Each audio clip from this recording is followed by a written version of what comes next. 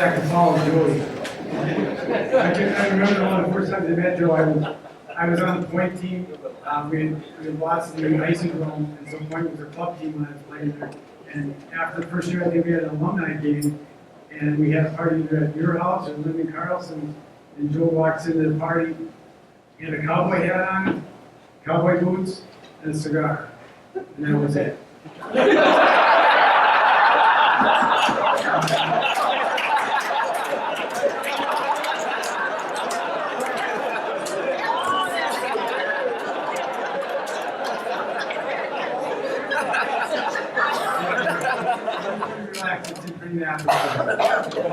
My name's Rusty. I coached at Shelley High School. I coached with Jack for a while.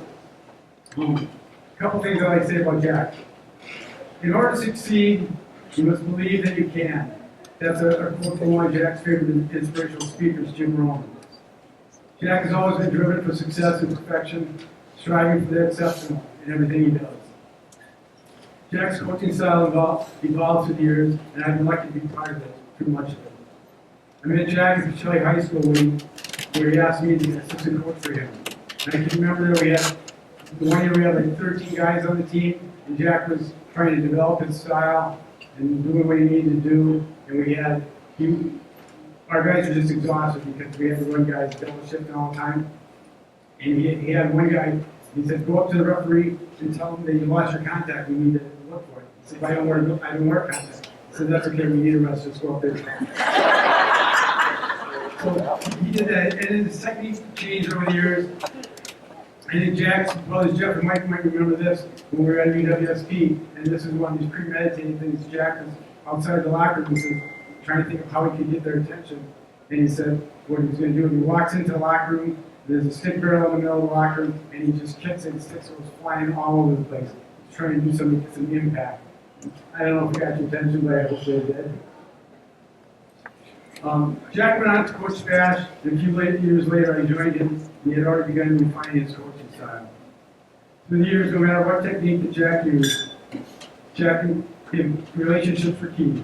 Respecting his players and earning their respect by being a good role model, but striving for success and achievement, not just in hockey. Jack's drive was contagious, not only for the players, even for those of us who worked with him. I was talking with Brian Oswald the other day, a former captain, and asked what he remembered most. He said Jack was always prepared. Jack had a plan and a goal in mind. He never wasted our time, and we weren't going to waste his. Although he didn't waste time, he did like to talk. And we'll find out probably in a couple minutes. Almost every practice had some life lesson about success. Jack taught his team to strive to be the best and expect the best. Jack believed in what he preached, and the players believed also. He developed players who came to the rink expecting to win. At Spash, we had some good talent over the years. Got to the point where the team expected to win every time they stepped onto the ice. There was confidence, and the players were having fun. I remember a sectional final game against Neenah when we were down by 1 goal, with just minutes left in the game. It was almost unimaginable. Jack and the team had a plan, and this wasn't part of it. Jack had a quote, if you want something bad enough, you'll find a way. If you don't, you'll find an excuse. Well, the team wasn't going to accept the impending outcome. 2 seconds later, we tied the game and went in overtime. One of the most amazing celebrations. Nick Milski, you remember that one. Jack has always said it's okay to be successful. Never feel bad about striving to be the best. But don't make excuses when you fall short either. There's so many things that Jack has done over the years, not only Spash, but also USA Hockey, utilizing his organizational skills to benefit others. I know Jack was saying when he started, he dedicated much of his time to giving to the kids.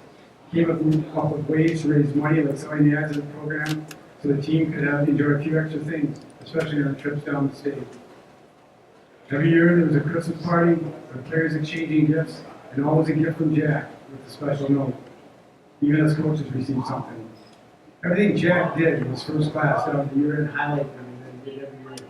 And back in the day, he had to do that videotape. We went to a friend's place and went out to the studio. Days and days, he just look at that videotape and create a highlight with the kids. But he loved doing that. Jack temporarily ended his coaching career after 9 consecutive trips to state. and 4 appearances where we came up short. I think Jack Wood thought they came up short in all of them, not just the 3 when we were in the state championship game. After taking a year off, he came back to coach Spash for a well-deserved state championship. I don't know all the statistics of the number of wins. I know that's why he's here today, though. But what's more important is what he has done for all the young men he has coached over the years, as well as those who have coached with him. Yes, Jack's teams won a lot of games, but after a high school career under Jack's leadership, whether they went on to play professionally or still play recreationally, players left with the love of the game and good memories of high school hockey. There's a quote from Maya Angelou. As one of the people who will forget what you said, people will forget what you did, but they will never forget how you feel, how you made them feel. There's so many stories and memories, but I guess I can save those for you as you said. Jack, I'm grateful to have coached with you. You've taught me, and I'm sure many others, a lot about coaching, striving to be the best, and treating others with success. With respect. Congratulations on your induction to the Hall of Fame. I guess to leave no stone unturned, I have one question. Going in the Hall of Fame, are you going to go as a Cardinal where you started, or as a Panther where you ended? Look at your tie. I did see that. I don't know how many people do this. I coach at Shelley High School right now, but you know, I got a Spash tie. Jack gave us a gift once for Christmas to the coaches. A lot of what I do and what we do for the kids, you know, at Shelley and what we've done for years, is a lot. It has to do with what Jack has done and taught us, and you know, the kids have a lot of fun. And high school memories are key for the kids, and you don't have to win state championships to do that either. So with that, I'd like to congratulate Jack and get in the Hall of Fame.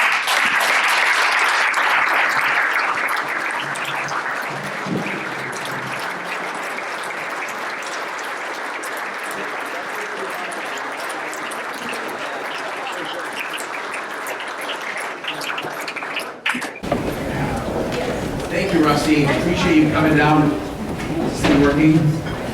Thank you. I promise you I will be brief. I'd like to thank Rusty for coming down. He's a really good friend of mine, as you can tell, a good individual. He's a successful businessman in Stevens Point. He coached with me at Pacelli, at the university, at Spash, and thank you, Joe, for coming. Also, I'd like to thank my parents. I can't talk about my family like Coach Waldrose did because I'll get way too emotional. I can't do this. So thank my entire family, my brother Jeff from Florida, my sister came, and her husband from Madison. I'd like to thank my son and my wife for all their support. WAHA, all the other people that I'm supposed to thank you. Okay. Now I'm just going to tell you 2 things that occurred during my career that were special to me. But before I do that, I have to tell you something about my brother. Okay. So we got the email from Kinsler about getting inducted into the Hall of Fame, and Mike calls me up and he said, "Hey Jack, did you get the email from Kinsler about us going into the Hall of Fame?" I said, "Yeah, don't you think it's really nice that they're going to put us in there together?" And Mike hesitated and he said, "Well, yeah." He said, "Really, I think they wanted to put me in the Hall of Fame, but they decided they didn't want you to feel bad, so they're going to drag you along with them."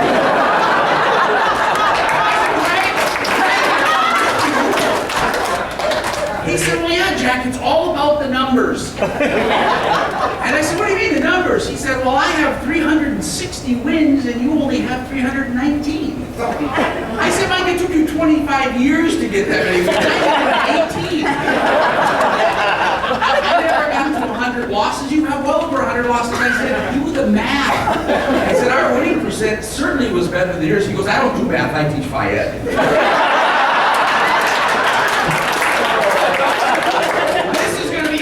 Conversation. He says to me, "Jack, it's about the numbers," and then he says, "I don't do math."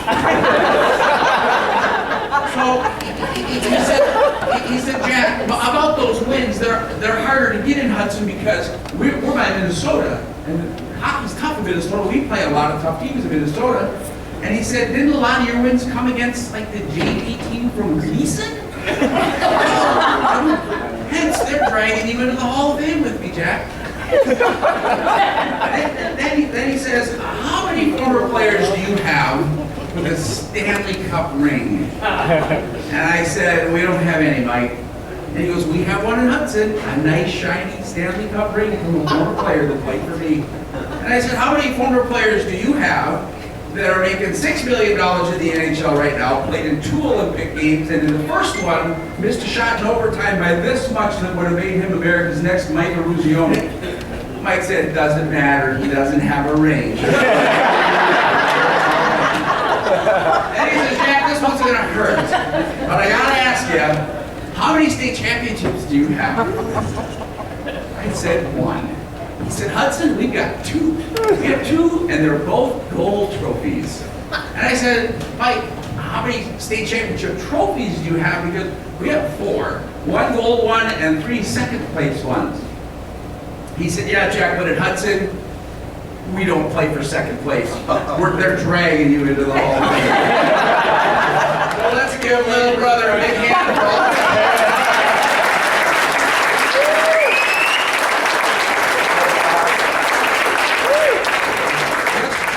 Just 2 very brief memories, things that were special to me in my career that I will always remember. And at Smash, we always had very formal banquets.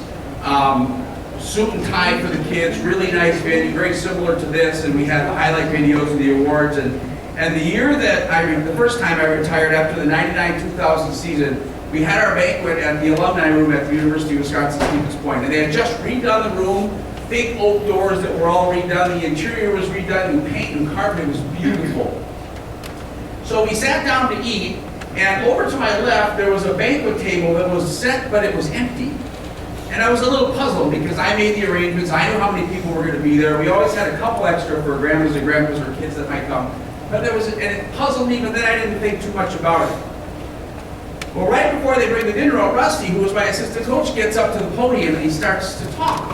And I turned to my wife and said, what the hell's he doing? I run this program. She goes, Rusty said, we're here to celebrate the successes of the 1999-2000 Smash hockey team, but as we all know, this is Coach Stoskopf's final banquet.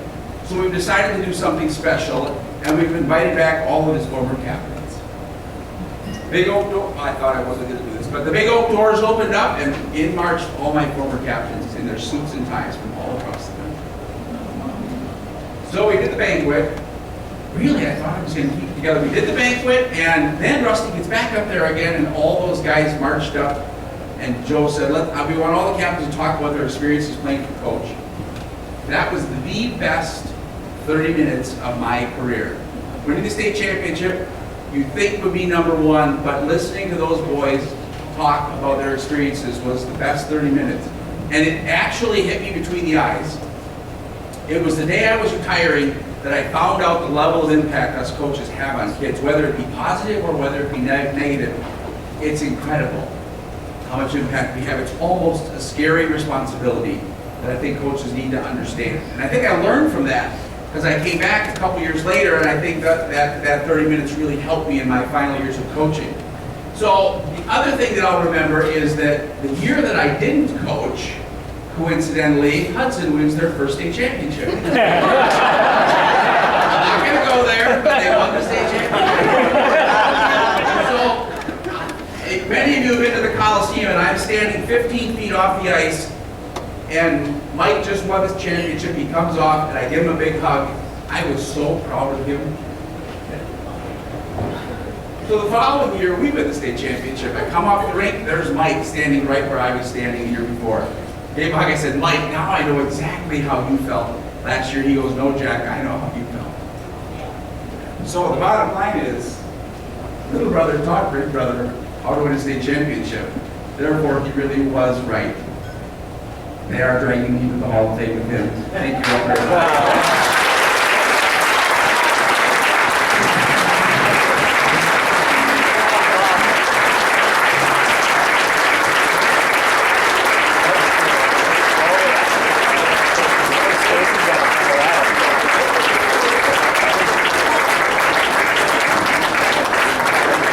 I'm definitely not a guy that doesn't need an introduction, so I'll give you one. My name is Brooks Lockwood, and I'm sorry, I said that backwards. I definitely need an introduction. My name is Brooks Lockwood,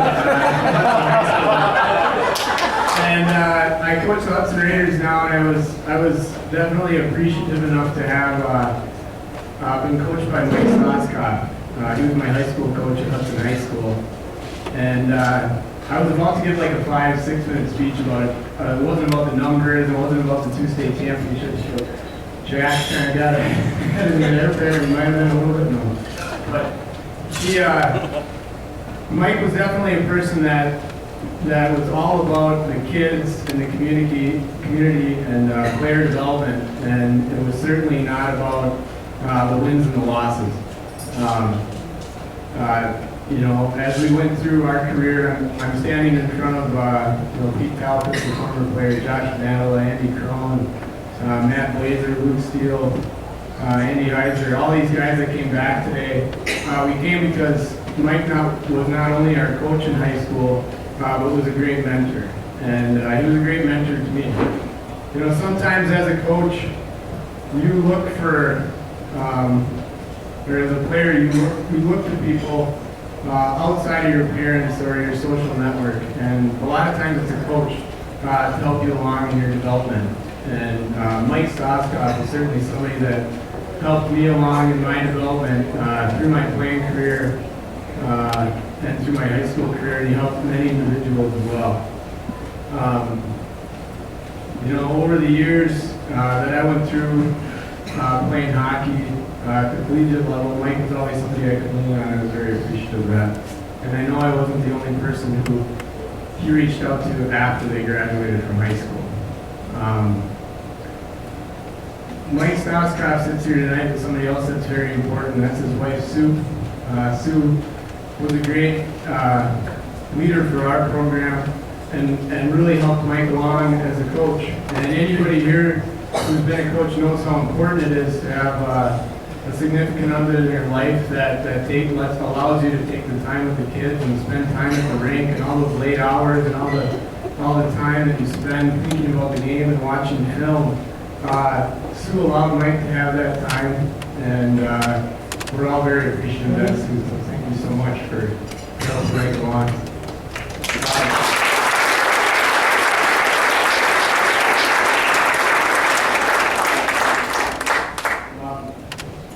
Happy birthday, Sue!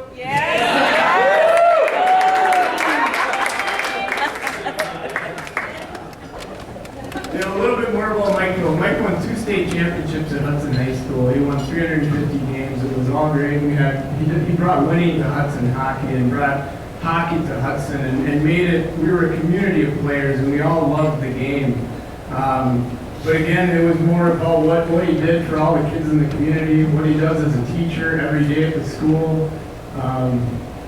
There's a lot of people here tonight who are coaches and who know about what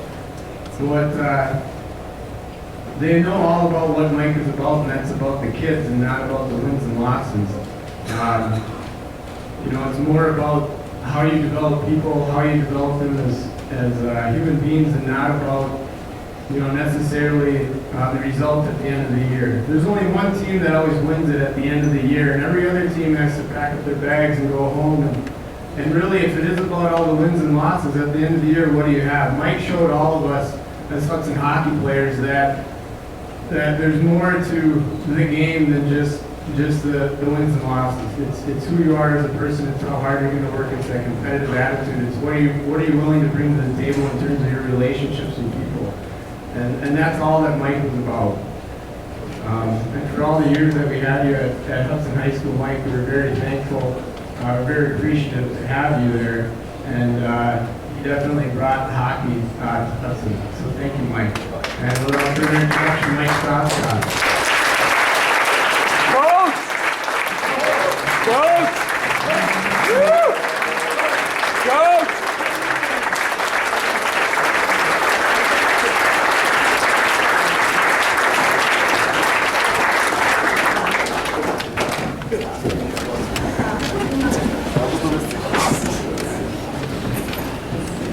Brooks was on the first line of our first state championship team, and I'm so happy he's the coach because he did a phenomenal job. And thanks a lot. A couple of stories, I guess. My first year in Hudson, we were fortunate enough to make it to the state tournament, and on the way down there, the wheels came off the bus, literally. So we're on the side side of 94. We watched the wheels go into the woods. And for our good fortune, a bus came 15 minutes later, took us to the Coliseum. We had to practice. And the next day, we win in double overtime. And the Madison papers are like, she read a story, you know. And but the next night, our luck ran out, but we only had 9 guys. And at one point in time, we had 3 people on the bench, 3 people on the ice, and 3 people in the penalty box. It's a little funnier now.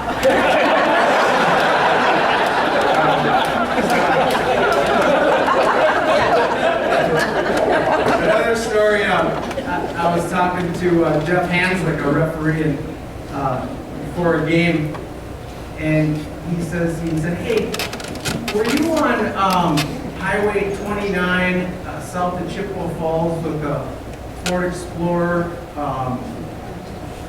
blue, and a good-looking blonde in the front seat, 10 o'clock on Saturday? I'm like, yeah. And he said, yeah, you were going 75. He's in state patrol. He said, I saw the sticker on the back of the truck. It said Hudson Hockey. I figured it was you, so I didn't pull you over. Thanks, Slick. So in the second period, he totally blows a call.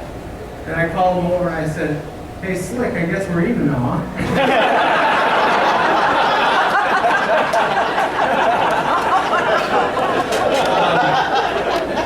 In the summer of 2000, I was at Jack's cabin in a hammock, and our family had been to 25 state tournaments without a win. And Jack had 3 second place ones, and it was very recent, from 2000. And my dad played in a 53 state championship game for Warroad, and he was the leading scorer of the tournament. Got to give you some good stuff there, Dad. But they lost. And so I thought, hey, I'll read a book called The Power of Positive Thinking. And at the front of the book, Norman Vincent Peale said, I can do all things through Christ who strengthens me. And he said, I repeat it 3 times in the morning, and it just kind of centers me for the day. And I thought, hey, that's a great idea. So I went for a bike ride down on Town Hall Road, behind Chain Lakes Road there. People know where that is. And it just kind of came into me. It was like from the big guy, he's like, you're going to win next year. And I'm like, yeah. And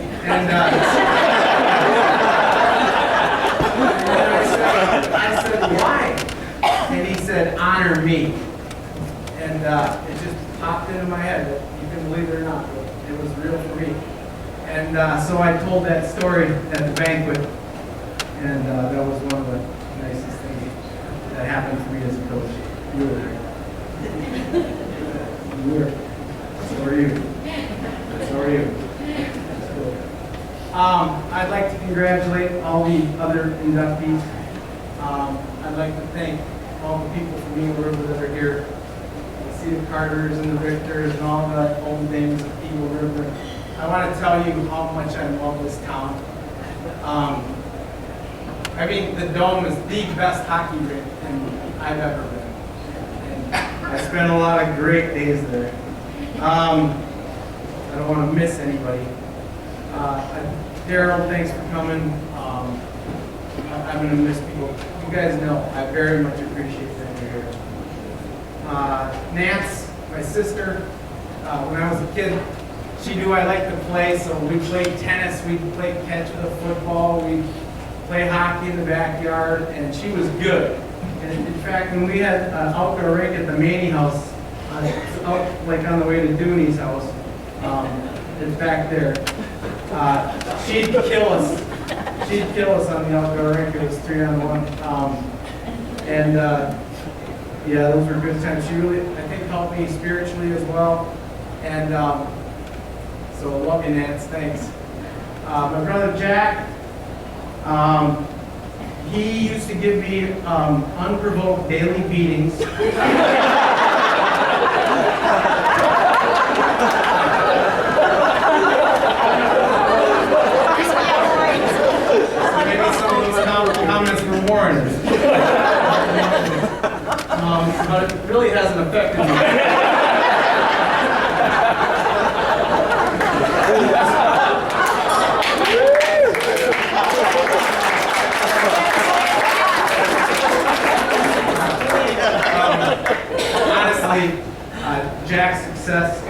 Stevens Point got me my job in Annabelle, my first season as a high school coach. And Jack gave me all his system books, and he explained to me in detail all the systems and the administrative part of coaching. Jack, the banquets, the yearbooks, all the stuff that just makes everything great. Jack gave to me, and he's a huge reason why I'm here today. My brother Jeff, Alex Jacobson said that there's a picture of us playing hockey, and Jeff's 1.5 and I'm 3 out on the mating rink. And Alex goes, Jeff's stick looks like a boomerang. The blade is the same length as the shaft.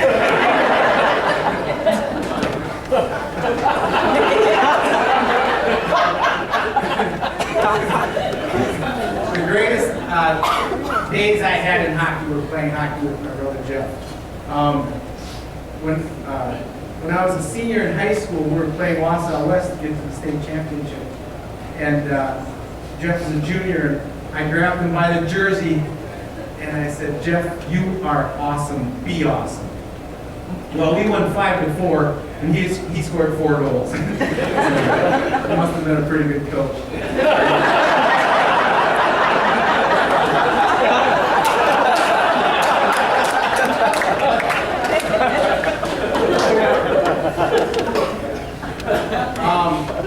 Mom is the center of our family. She's the glue.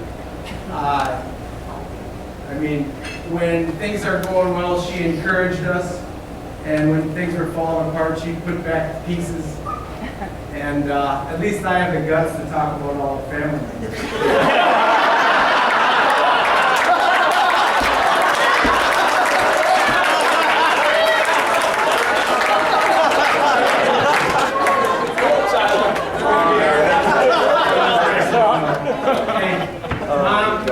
You always said to all of us, I love you more than you know, and we all feel the exact same way about you.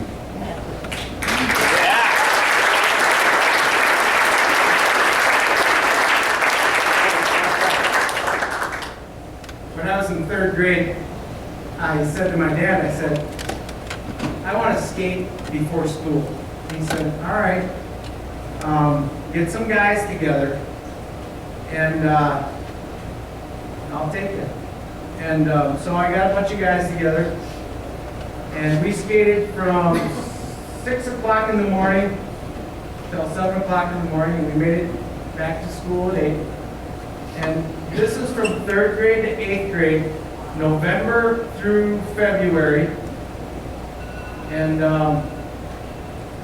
I mean, he was there every morning, and we had a good crew out there. 6 of those people played at least Division III hockey. And I asked my sister at her wedding.